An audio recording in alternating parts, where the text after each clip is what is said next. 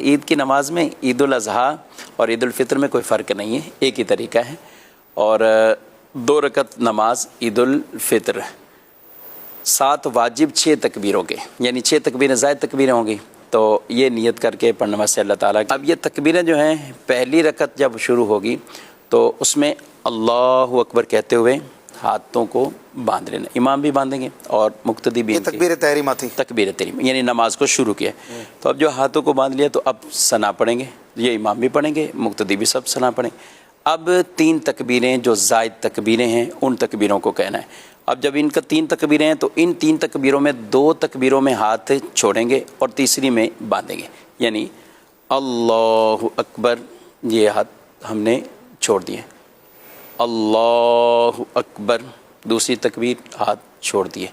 اب تیسری تکبیر ہے تو اللہ اکبر کہتے ہوئے پھر اپنے ہاتھوں کو باندھ لینا ہے. اب امام سب قرات کریں گے اور پوری وہ تلاوت ہوگی، سورہ فاتحہ سورت پڑھی جائے گی اور پھر رکوع اور پہلی رکعت مکمل ہوگی. دوسری رکعت کے لیے جیسے ہی کھڑے ہوں گے تو پہلے تلاوت ہوتی، پہلے قرات ہوتی، سورہ فاتحہ امام پڑھیں گے، کوئی بھی سورت پڑھیں. اب جب سورہ فاتحہ بھی پڑھ لی، بالفرض سورہ اخلاص تھی تو وہ سورہ اخلاص بھی پڑھ لی، تو اب 3 تکبیریں کہنی، جو 3 تکبیریں زائد ہیں ان کو اللہ اکبر کہتے ہوئے ہاتھ چھوڑنا ہے. پہلی تکبیر، دوسری تکبیر اللہ اکبر پھر ہاتھ چھوڑ دینے، تیسری تکبیر اللہ اکبر ہاتھوں کو چھوڑ دیا. ان دوسری رکعت کی تینوں تکبیروں میں ہاتھ چھوڑنے. اب رکوع کی تکبیر کہتے ہوئے رکوع میں چلے جانا ہے. ٹھیک، مختصر 3 اضافی تکبیروں کے بعد 4تھی تکبیر کہتے ہوئے رکوع میں چلے جانا. اس کے علاوہ کچھ بھی اضافہ نہیں، کچھ بھی اضافہ نہیں، بس نارمل. اس میں یہ ہے کہ پہلی رکعت اس میں تکبیریں قرات تلاوت سے پہلے ہے اور دوسری میں تلاوت کے فوراً بعد. بعض اوقات یہ نا مقتدی جو پیچھے سے آ رہے ہوتے ہیں نا، مقتدی پیچھے سے آ رہے ہوتے ہیں، اگر امام نے تلاوت بھی شروع کر لی ہے تو یہ شخص اپنی تکبیریں کہہ لیں. اچھا، تلاوت جاری ہو اور کہہ لے. جی ہاں، کس طرح آتے اللہ اکبر کہتے، یہ اسی طرح جیسے ثنا پڑے بغیر،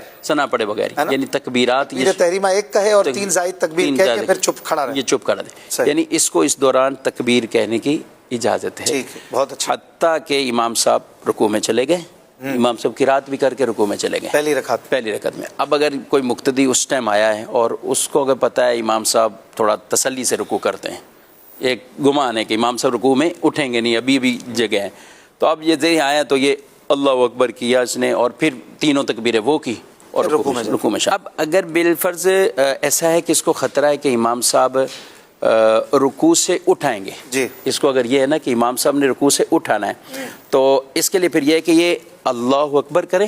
اور یہ ویسے بھی مسئلہ سمجھنا چاہیے ناظرین کرام، جب امام صاحب رکوع میں ہوں تو پھر ہمیں ہاتھ باندھنے کی ضرورت نہیں ہوتی.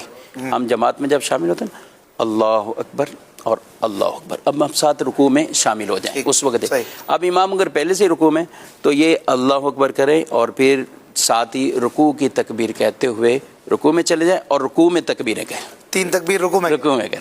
پھر رکوع میں ہاتھ نہیں اٹھائیں گے، رکوع میں ہاتھ نہیں اٹھائیں گے، اللہ اکبر اللہ اکبر. اب یہ ہے کہ اگر اس کی یہ تکبیریں اس نے جو رکوع میں کہیں اور بالفرض رکوع میں بھی تکبیریں نہیں کہہ سکا تو پھر ساکت ہو جائیں. رکوع کے بعد یہ معاف ہے، میں معاف ہے. اور کوئی دوسری رکعت میں شامل ہوا، دوسری رکعت میں شامل ہوا تو اس میں تکبیریں اس کی رہیں گی نہیں، تکبیر میں وہ دوسری والی تکبیریں کہے گا، پہلی والی اس کی جو اپنی رکعت فوت ہوئی ہے وہ اس میں کرے.